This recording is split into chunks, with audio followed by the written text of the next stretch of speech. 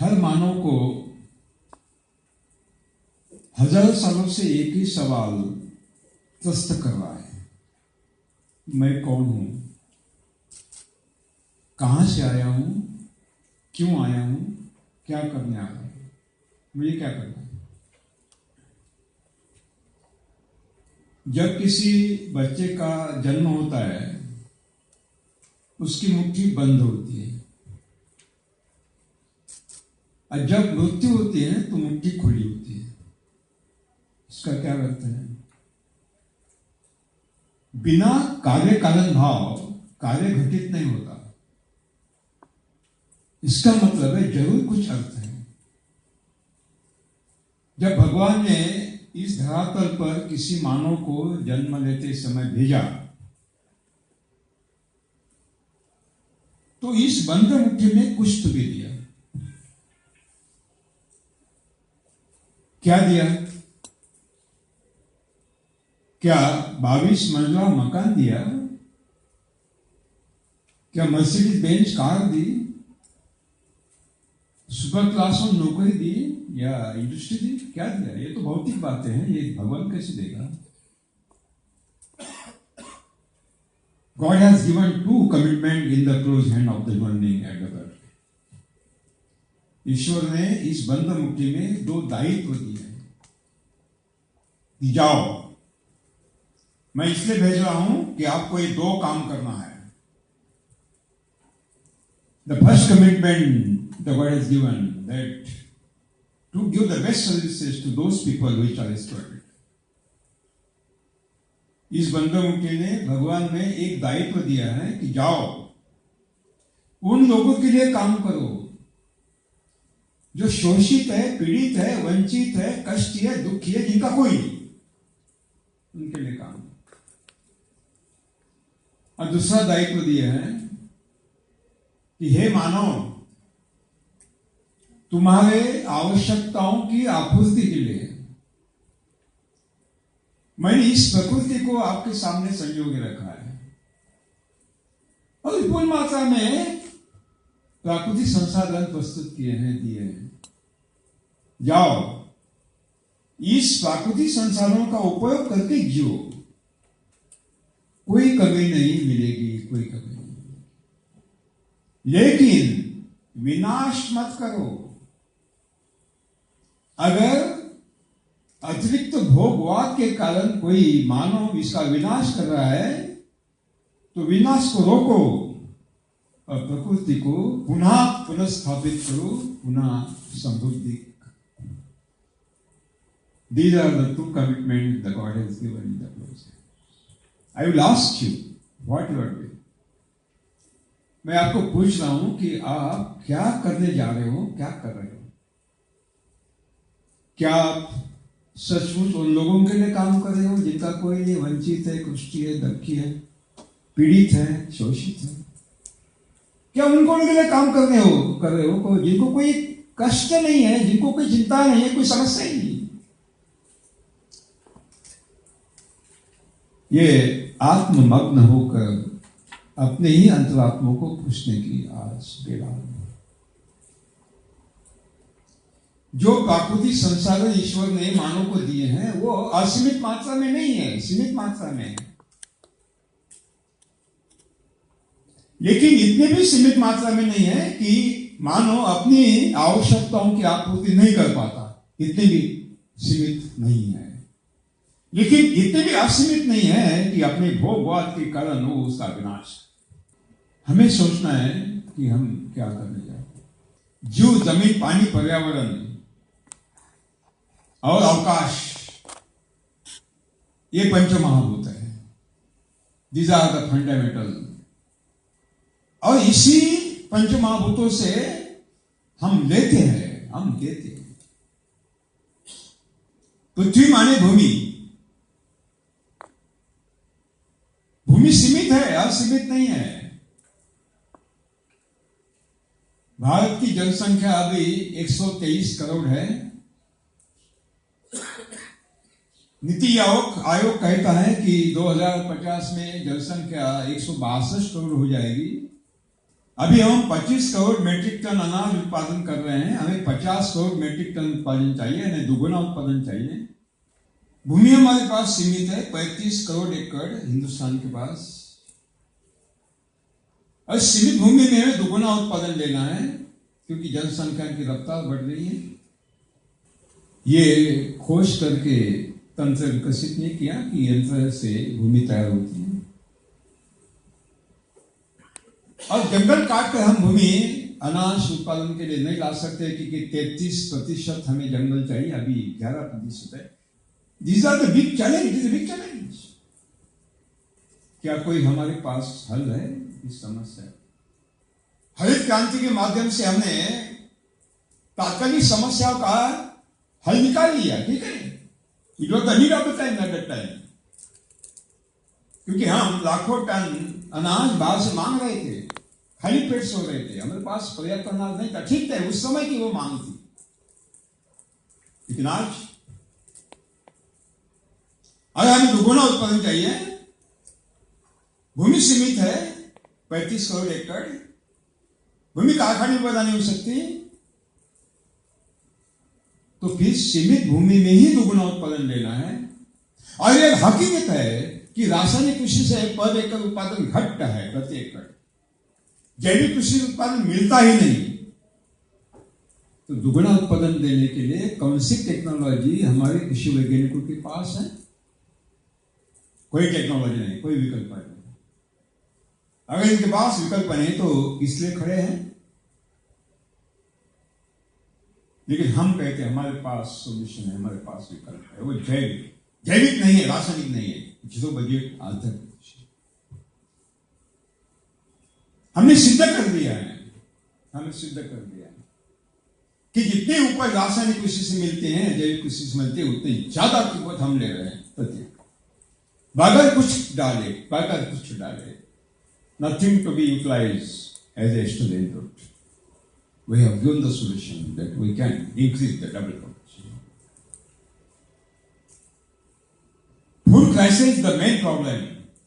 Trial problem, not in India, throughout the world.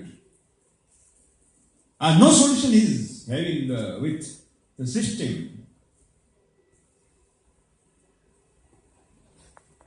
तो इस स्थिति को उभारने के लिए हम क्या कर सकते हैं? इस सवाल मेरा केवल सरकारों से नहीं है, कृषि वैज्ञानिकों से नहीं, कॉर्पोरेट सेक्टर से भी। साथियों, अगर मैं कहूं कि जीरो बजट आध्यात्मिक कृषि से, मेरी टेक्नोलॉजी से हम हर फसल का उत्पादन दुगुना ले सकते, बगैर कुछ डाले, बगैर कुछ संसाधन प्रकृति से लिए, तो मुझे लगता है ये सही हल हो सकता है। जिस भूमि में Punjab, it was the best model of the green revolution, 1 एकड़ में 30 क्विंटल गेहूं की उपज लेने वाला पंजाब आज लाखों हेक्टेयर भूमि बंजर पड़ी है, घास अंकुरित नहीं होती। क्या इसीलिए ग्रीन रेवोल्यूशन लाया हूं? साथियों, दूसरा चैलेंज है global warming and climate change. वैश्विक तापमान वृद्धि और वायुमंडल में होने वाले घातक बदलाव। पूरी दुनिया में ये विषय छाया हुआ है, प्रसार माध्यमों में और नीति निर्धारकों में, चाहे अमेरिका का प्रेसिडेंट हो या भारत के पंतप्रधान जी। कोई हल नहीं है, कोई हल नहीं है। अगर मानव के जीवन शैली पर, मानव सभ्यता पर, प्राकृतिक संसाधनों पर और कुल इकोसिस्टम पर, मानसून पर, खेतों पर, युवा पीढ़ी पर ग्लोबल वार्मिंग का और वायुमंडल में होने वाले बदलाव का घातक परिणाम हम महसूस कर रहे हैं, तो क्या इस ग्लोबल वार्मिंग को बढ़ाने वाले जितने भी हरित गृह वायु हैं, ग्रीन हाउस गैसेस हैं, उनका उत्सर्जन दो क्षेत्र करते हैं। एक औद्योगिक क्षेत्र करता है, इंडस्ट्रियल सेक्टर, दूसरा है कृषि क्षेत्र। जब कोई कारखाना, उद्योग और चिमनी से धुआं निकलता है, these are the greenhouse gases which are emitted by the carbon sector.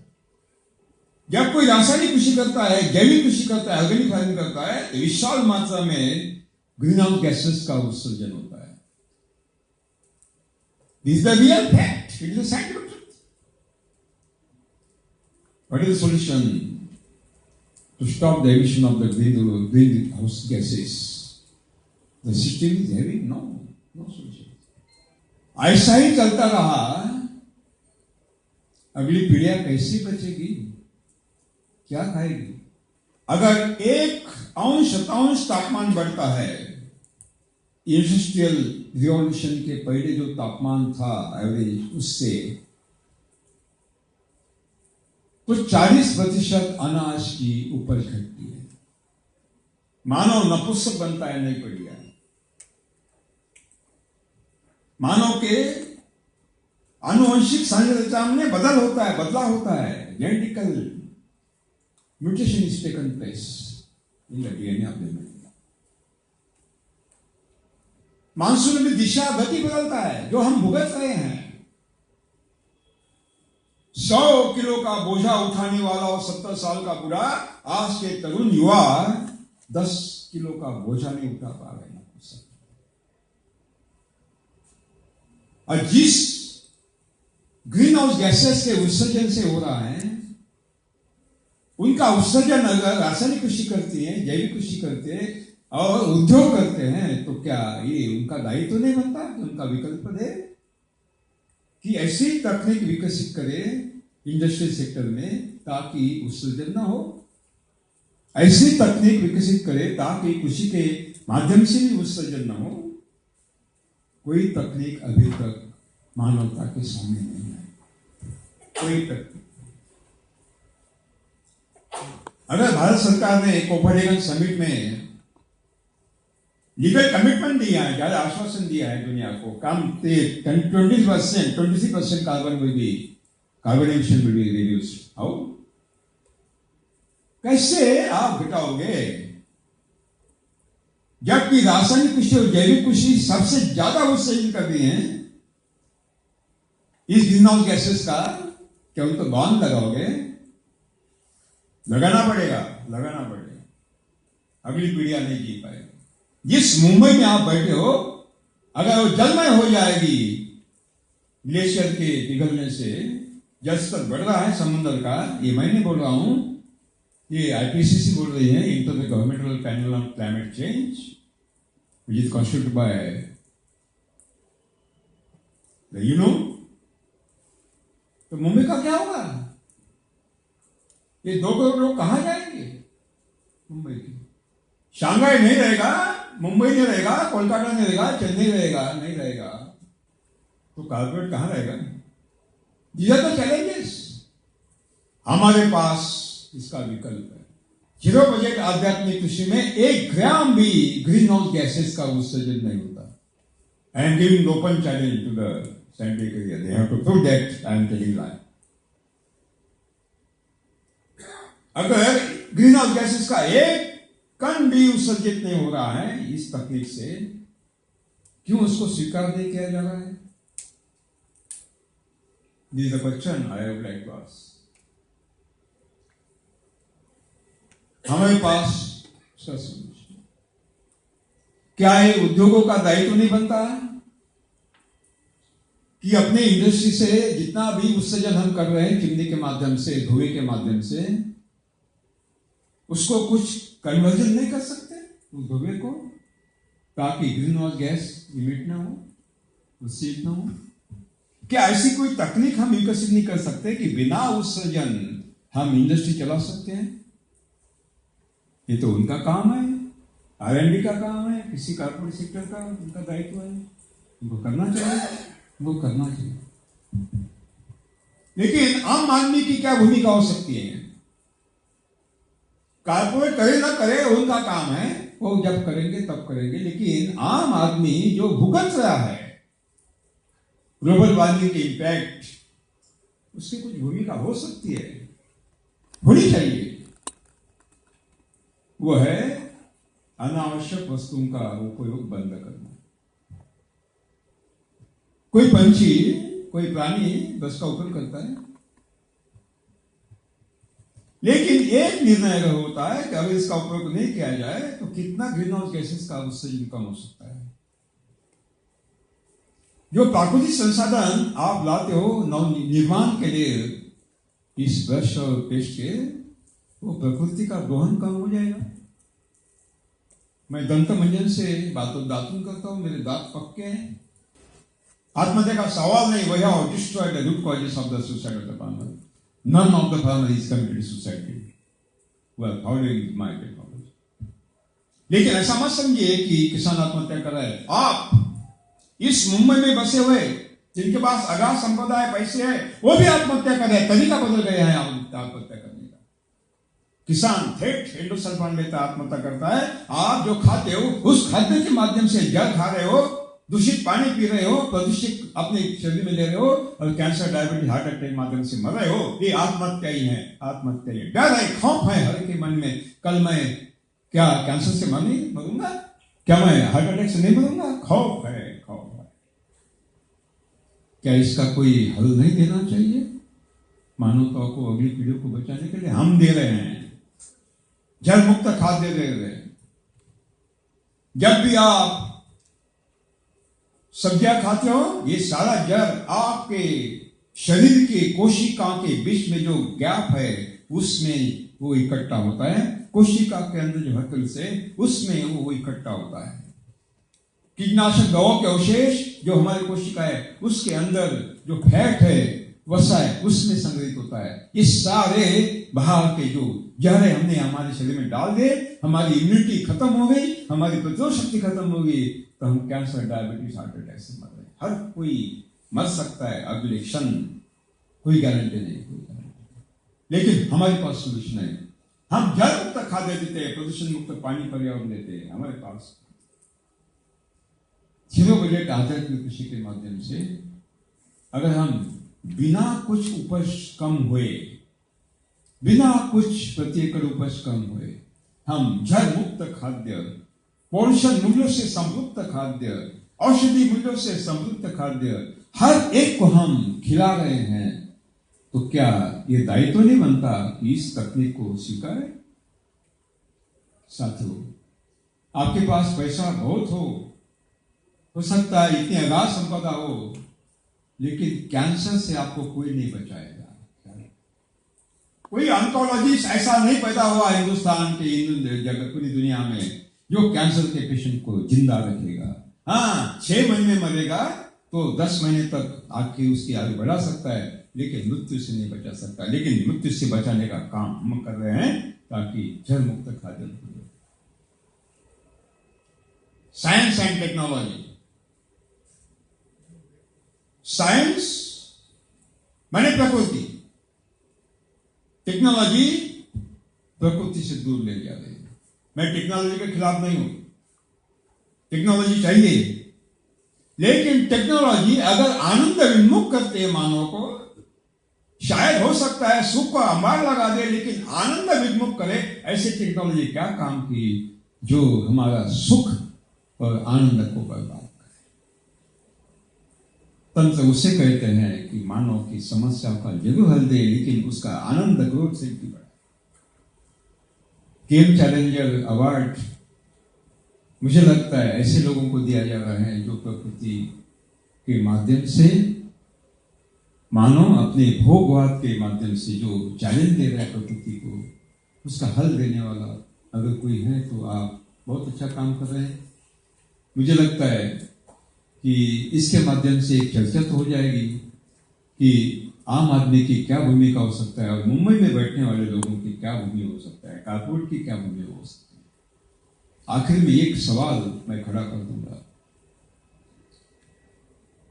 जिस पाश्चात्य भोगवादी जीवन शैली का हमने स्वीकार किया है तो प्राकृतिक संसाधनों को तेजी से खत्म कर रही है।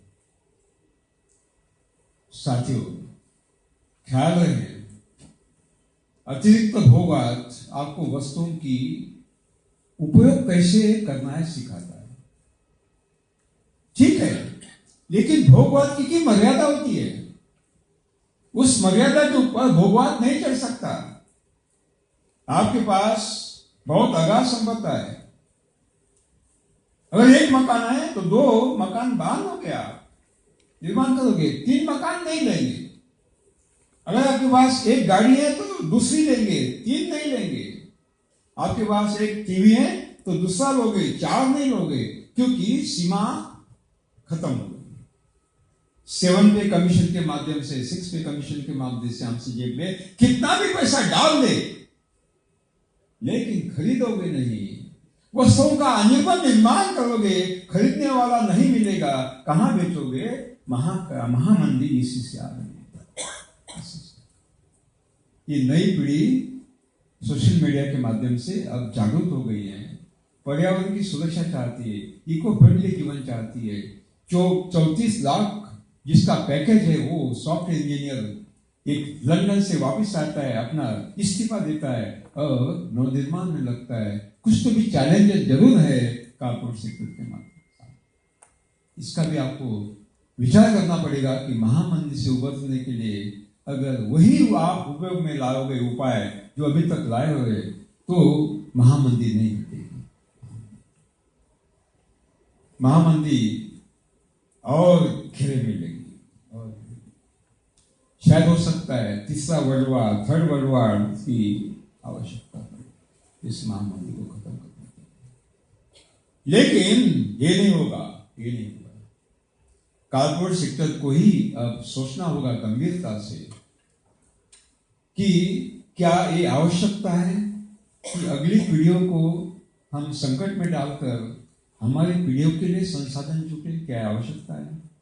इसका भी गंभीरता से हमें सोचना पड़ेगा।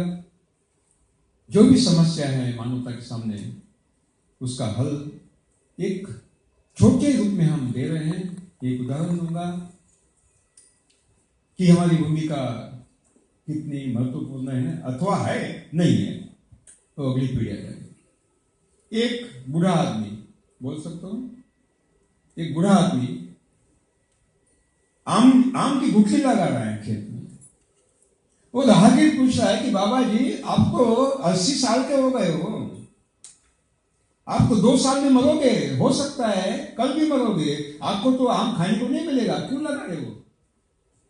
मुझे मालूम बेटा, मैं इसको आम नहीं खा सकता, मुझे मालूम है, कल मैं मर सकता हूं, मुझे मालूम, लेकिन मेरी बेटा खाएगा, मेरी बेटियां खाएगी, मेरे पोते खाएंगे। और आगे बोलता है कि बाबा, आपके कनाडा का है बेटा, आपकी बहू लेके गई है, वो नहीं आएंगे, आप तो अकेले हो, क्यों लगा रहे हो?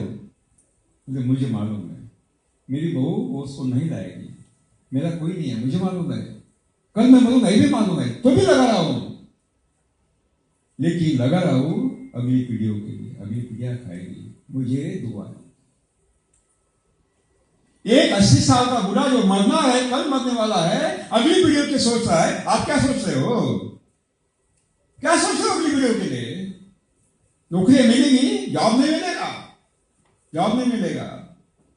रोबोट गाइडेड ऑटोमेटिक मशीन काम करेगी, 100 हाथ बर्बाद करेगी, क्योंकि इंडस्ट्री कंपटीशन है, महामंदी से उबरना है। बदल जाएगा, सब बदल जाएगा, सब बदल जाएगा, अगली पीढ़ियां कैसे बचे? लेकिन मेरी जो भूमिका है, मैं छोटा सा प्रयास कर रहा हूं।